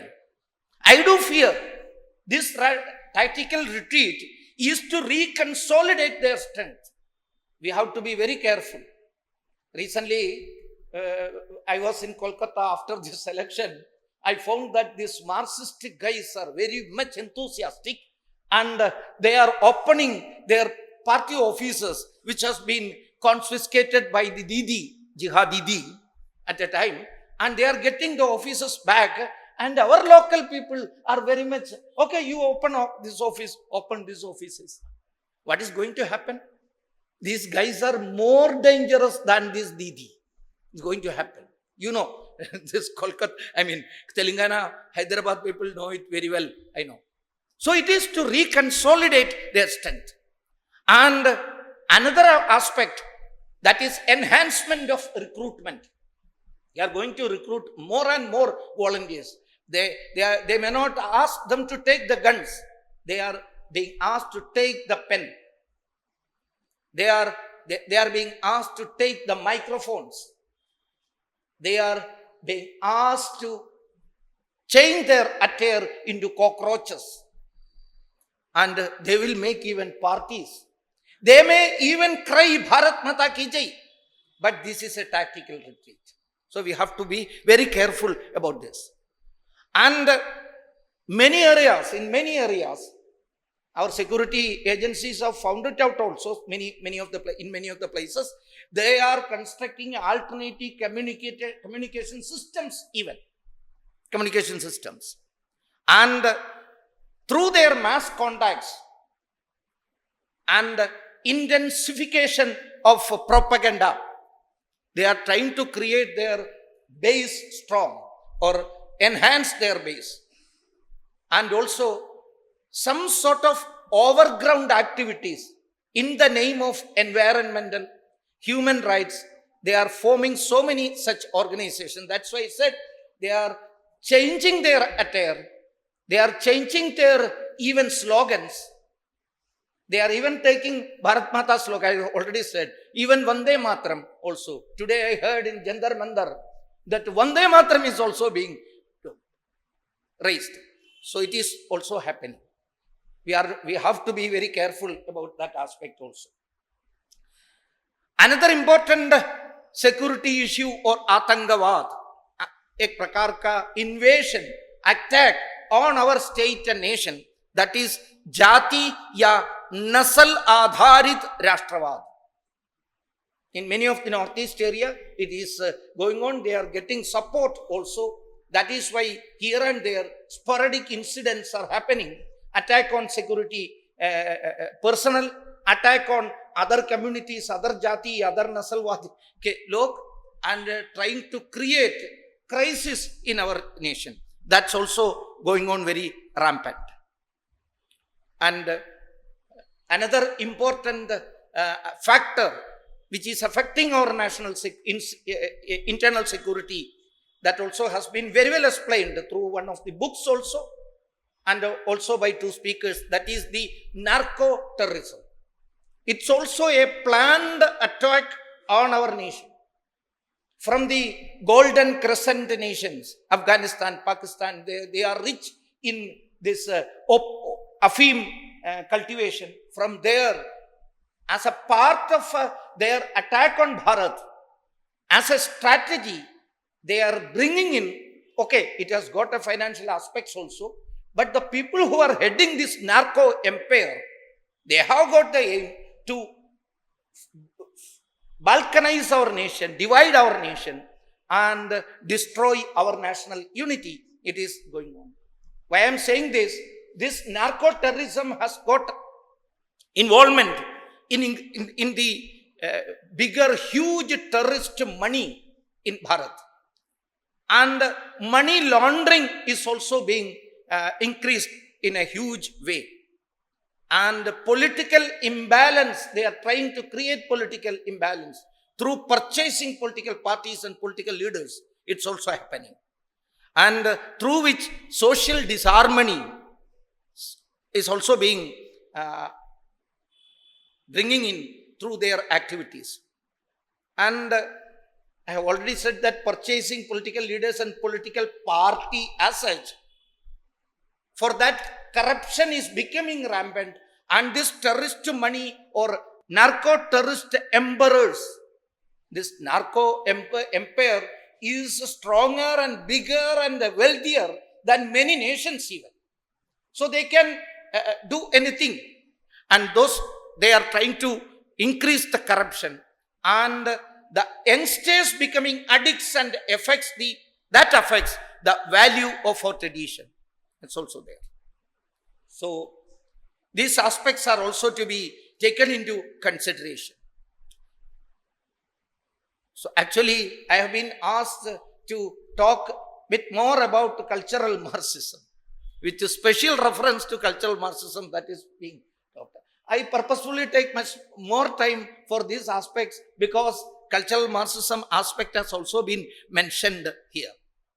Actually, what is cultural Marxism? The term itself is an oxymoron. Because if you are a Marxist, you will not have a culture. If it is cultural, there will not be a Marxism in that. Cannot be. So, such a major mental disease, I would like to say, Marxism is a bigger mental disease. In that, see, when Sir was speaking from, I think, UK, he was saying that it is a philosophical framework. I am a bit doubtful about that. This Marxism has got any philosophical framework. Marxism is defective in theory and destructive in practice. It is defective in theory. Why I am saying so? Right from the beginning, after the Bolshevik Revolution, Lenin came to know that we are not able to consolidate our position. We are not able to fulfill our promises to the society. It is not going to be a withering away of the state. State is becoming more and more a totalitarian government. So we have to think anew.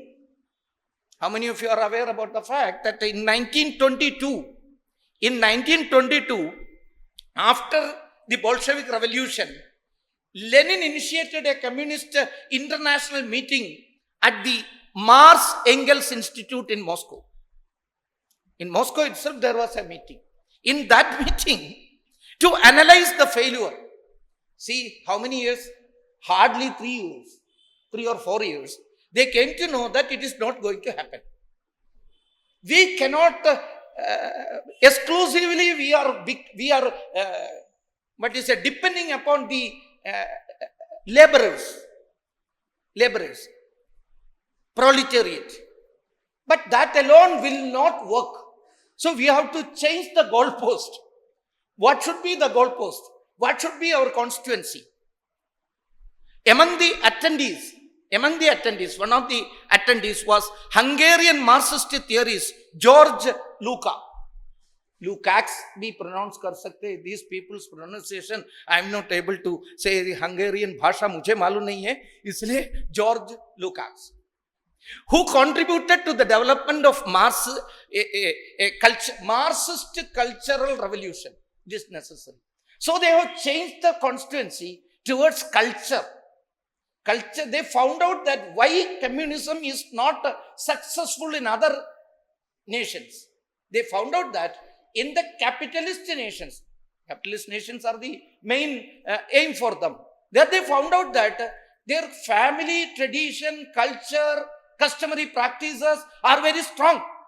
So unless and until these cultural bondings are being broken, we cannot grow. So we have to aim that.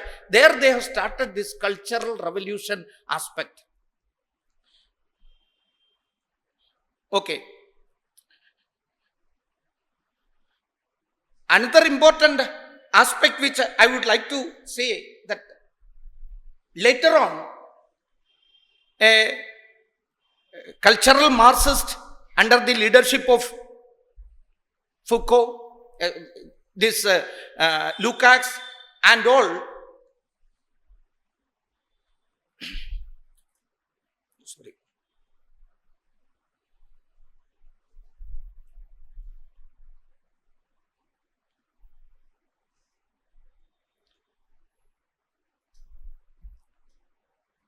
they started thinking about how to destroy the culture, the family aspects. So for that purpose, a specific organized attempt has been started. इसके लिए क्या करना है?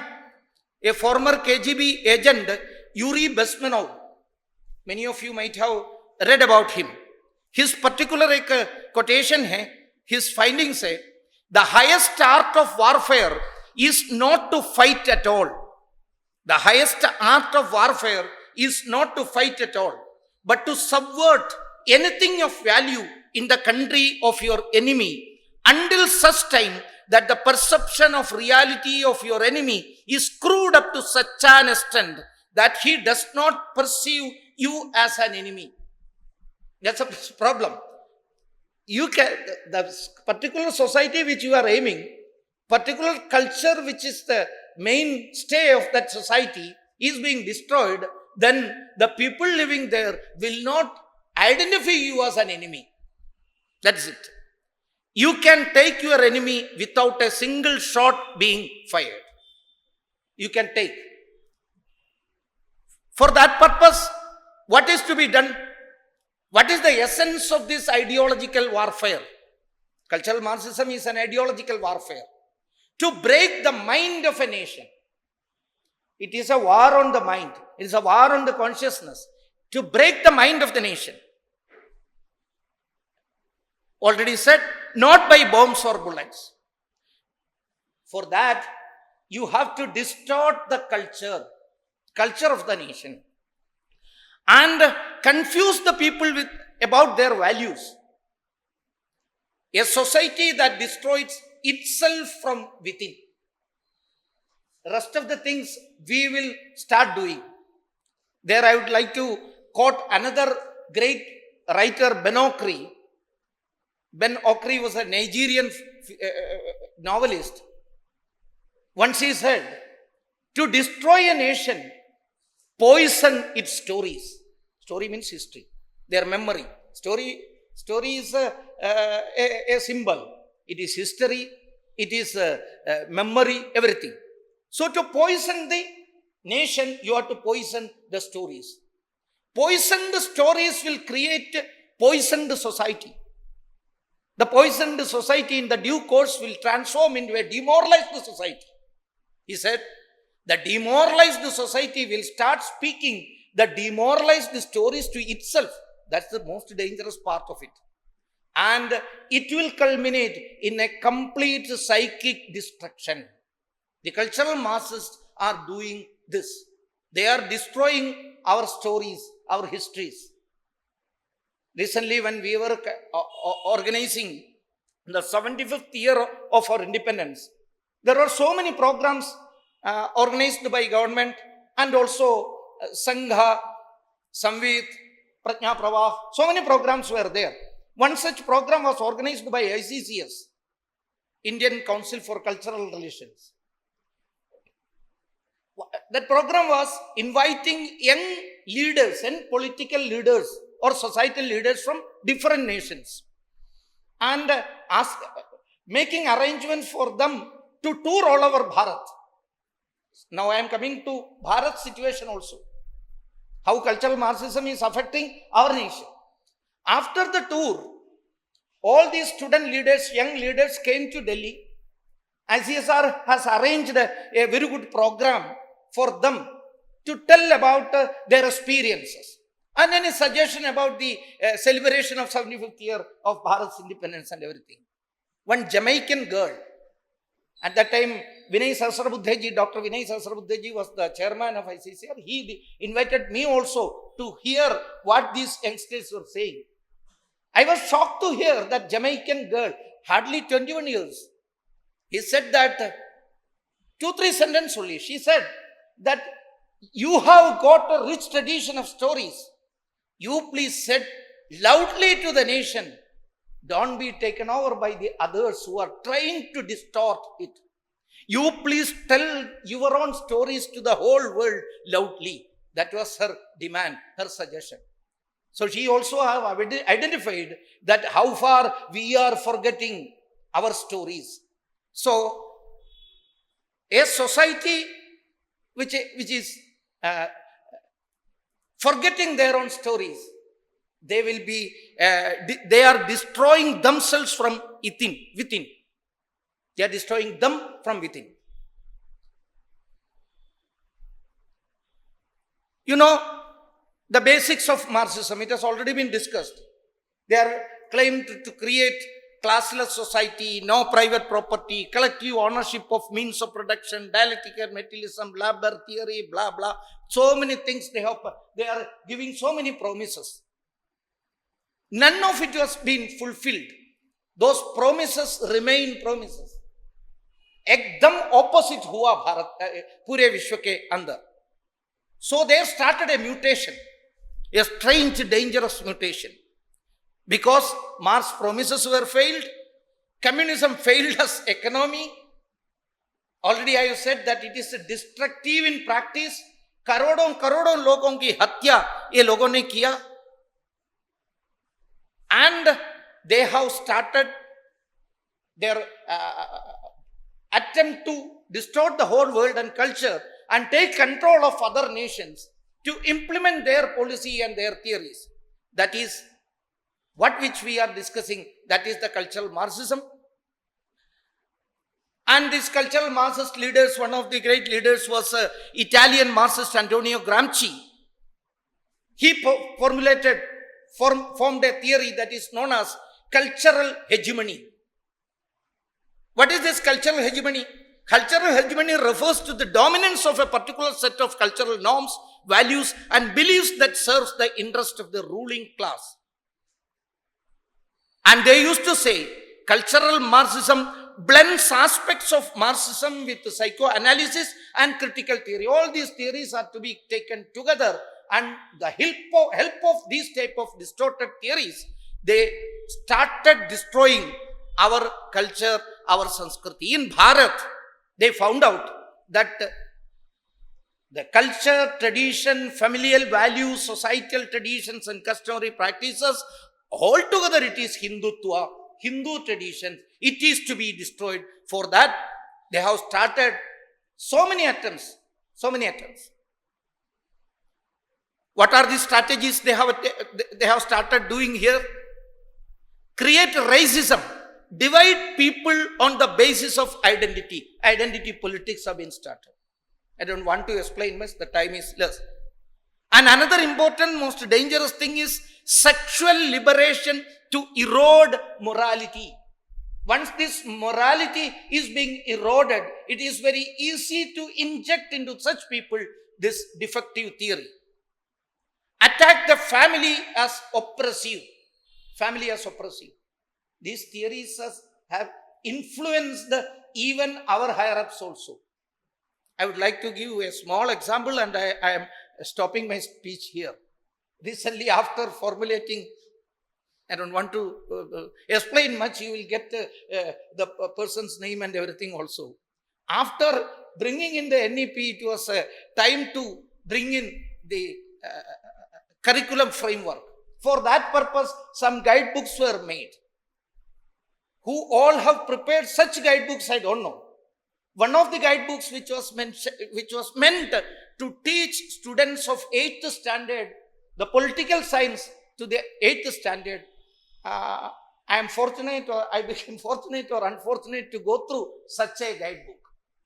In that guidebook, one chapter was about social discrimination, social injustice and discrimination. Social injustice and samajik anyaya or discrimination.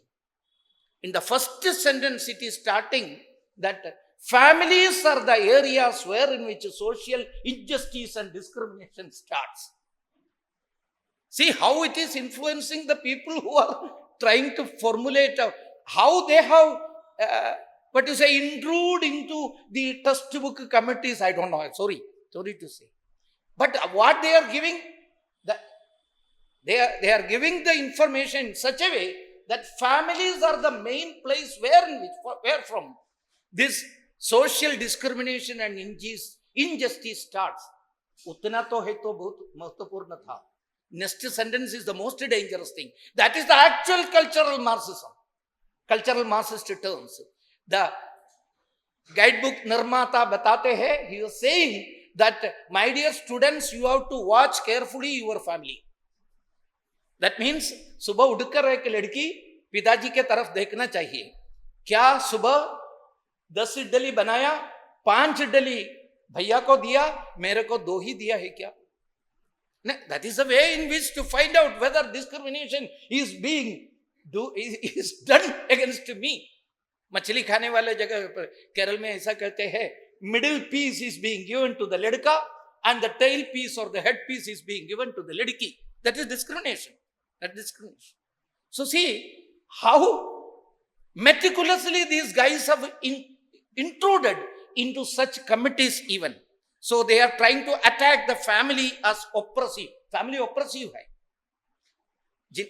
बहुत सारे undermine teachers' authority, replace with indoctrination. Teachers' authority here in Bharat, Guru Pratyaksha Deva है. ये concept ही गलत है. You don't believe in that because teachers are oppressive. Teacher is another class. Student is another class.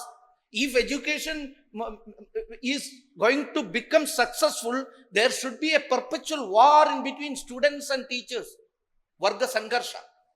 Teachers are the thesis, students are the antithesis, then thesis and antithesis should fight together, a new synthesis should emerge.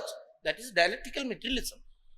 So through cultural Marxism, they have started saying these aspects also. You can find any number of examples in our surroundings also.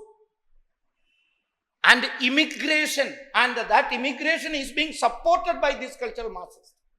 Huge immigration. Bharat के अंदर भी होना चाहिए ऐसा. See, many of the Western nations have, now they are crying that we are committing suicide. You must have read a wonderful book written by Douglas Murray.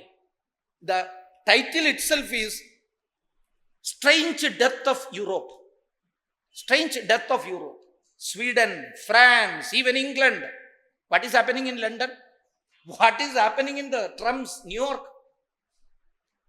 They are committing suicide. They are allowing immigration. But this immigration was a grand strategy. That strategy is to dilute the identity of the nation's society. Society का identity को नष्ट करने के लिए है. And controlling media and culture and spread confusion. Spread confusion. See, I will give you a small example.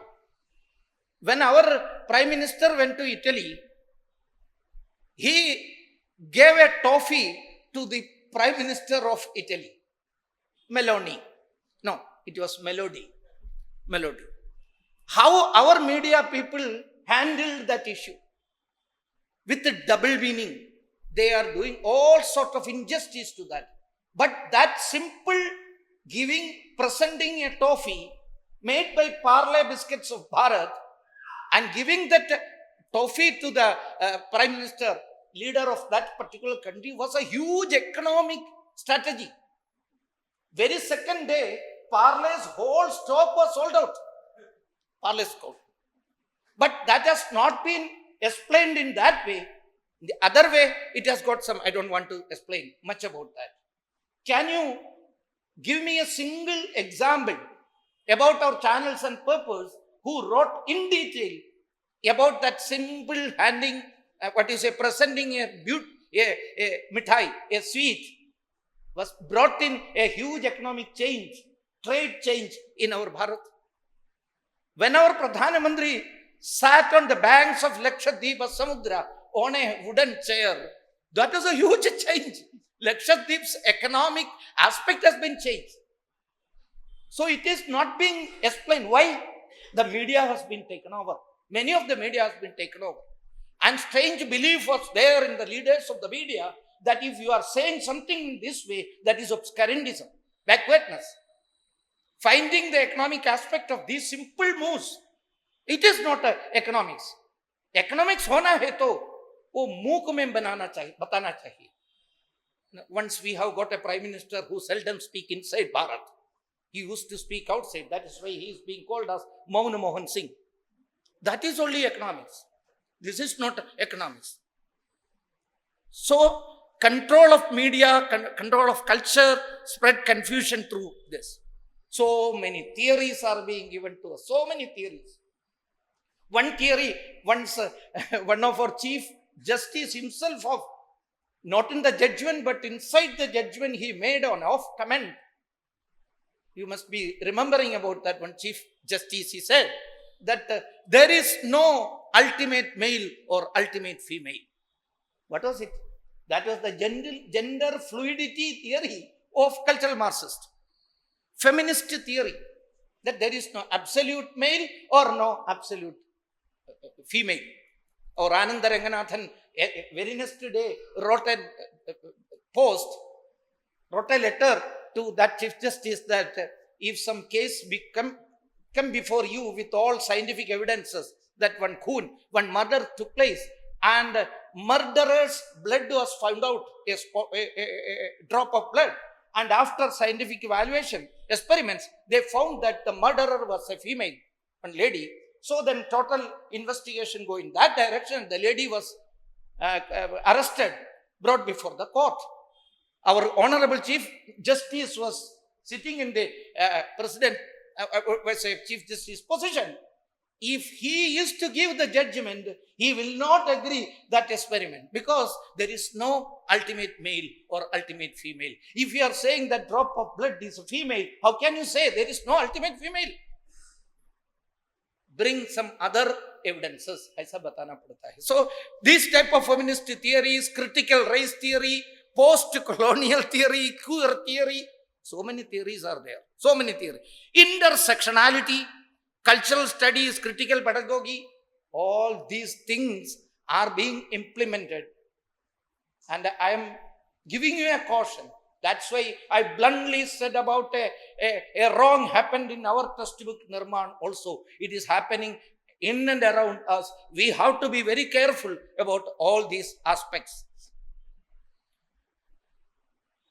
So there are 4 steps. That is also that KGB agent Bismanov's 4 steps. 4 steps are there for this cultural Marxism. How they are creating havoc in our country. First, it is demoralization. Demoralization. How they are demoralizing our society? Our Honorable Chief Guest has asked, what is the important Sankranti आपको मालूम है क्या youngsters को, लेकिन Valentine's Day आपको मालूम ही है, वो विषय बताया था. That is a sort of demoralizing. हमारे cultural festivals, our religious festival, इसका कोई मतलब ही नहीं. शिवरात्रि आ गया है तो criminal wastage of milk. That type of propaganda will start. Diwali आ गया है तो, विशु आ गया है तो तुरंत बताएंगे air pollution, sound pollution, all those things. So mocking the religion, tradition is being ridiculed, rewriting history to instill shame instead of pride leads destabilization. So demoralization leads to the second point, that is destabilization. Destabilization, what all are there in that point? Second point, weakening of institutions like family, law, economy leads to conflict and unrest. So many examples you can see in and around us. So many examples. So next point, first of all demoralization, then destabilizing the society, then they will start organize the crisis. What all are the examples, you know. Now one attempt is going on through a party. So many things we have seen in New Delhi, in our capital. It may be Kusti agitation, it may be farmers agitation, it may be CAA agitation. Someone are trying to create the crisis. It is intellectually supported by the cultural masses. Intellectually supported by those theories which you have just heard. They are supporting it. And there comes the most dangerous culmination, that is normalization. We also will start. See, normalization का उदाहरण मैं बताऊंगा. See, regarding that family issue of the textbook, family में discrimination होता है ना. I tried to solve it with the help of one of the officers, topmost officers. I went to him with folded hands. I thought that this is very dangerous. What is dangerous in it? He said that ऐसा हो रहा है, ऐसा हुआ है तो बच्चों के मन में क्या हो जाएगा? And suddenly, do you know what was the reaction? He said that this is the problem with you people RSS. You are living 500 years back. This is the problem. You are not living in the present time. This is norm, sir. He said to me, a top IAS officer who is controlling all these things, is saying, this is normal, this is the present norm. If you are not living according to this, you will be pushed back. So that is the most dangerous position. If we are not understanding these dangerous steps one by one, it will become normalized. And you and me also start thinking, yes, it is there. Why Krishna has got 16,008 wives? Why Ganesha has got this elephant face? Why Shiva is living in the Himalayas? All these questions will rise, and we will also start thinking these are all wrong. We will also acclimatized to these cultural Martian attacks. So we have to be very careful about it. I do think the attacks from outside with the missiles, इससे भी ज्यादा खतरनाक मंत्र विप्लवा, राजानाम मंत्र विप्लवा, प्रजानाम हंति, राजानाम हंति. एक विष है तो, एक हथियार है तो, एक एक व्यक्ति मृत्यु हो जाएगा. But this thing will destroy us whole. So, my conclusion regarding these 4 steps, we have already reached the step 5. That is the crisis. Someone are trying to create crisis, and it is gradually moving ahead towards the normalization step. So we have to be very careful through reclaiming our original education, Bharatiya culture, rediscover our own scriptures, finding out a solution from our own scriptures. Then only we can go ahead.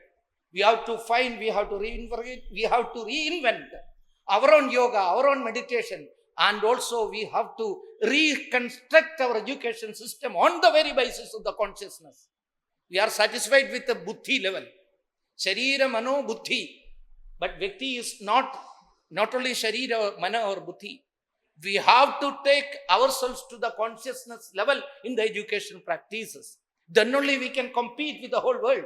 Then only we can eliminate the disproportionate education system which is happening in the era of artificial intelligence. What is actually happening? We cannot cope up with the artificial intelligence growth. Why we are not able to do? Because we are still in the buddhi level. This itself is a matter to be discussed more seriously in summits programs, the education system. Then only we can solve this. Strengthen our family structure. Strengthen our family structure. Sangha in its 100th year, requesting the society to go back to the strong Hindu cultured families. Then only we can save this from these dangers.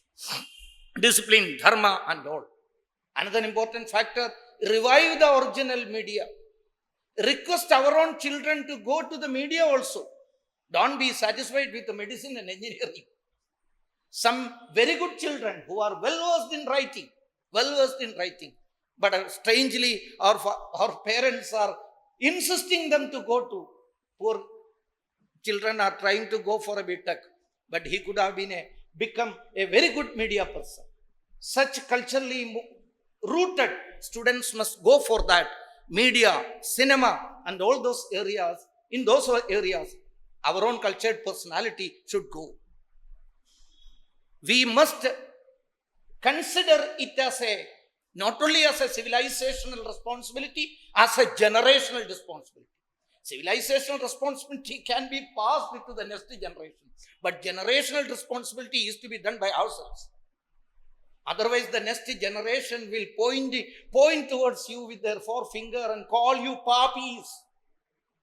You haven't done anything. That is why it is happening to us.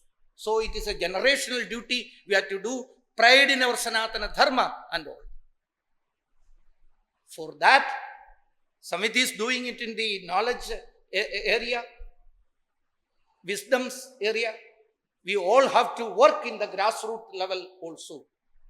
Through that planned work, we will be able to fulfill our mission. Swami Vivekananda used to say, we have got a vision to fulfill. We have got a mission to reach it. We have got a destiny. We have got a message to deliver. What is that message? What is that mission? What is that vision? Sri Aurobindo a complete करते हैं इसको.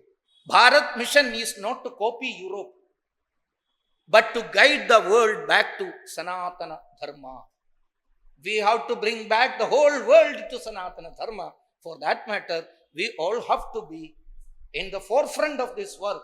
Take this message, these type of messages, these type of so many messages to the grassroots level, organize the society and tell them nation's root is people. Nation is people. Nation is people. Rashtra is people. That is why we are starting our preamble, we the people of India. We the people means we the Rashtra or the Atma of this great nation. We have to find it out. We have to reinvent ourselves and go ahead. That is what which I have to say in the as a final sentence. With all your permission, I am putting a full stop for my speeches. Okay, I know it is standard thoughts. I am quite sure it was not at all being a comprehensive presentation. But I have been asked to speak something about this. I tried my level best. Thank you. Vande Mataram.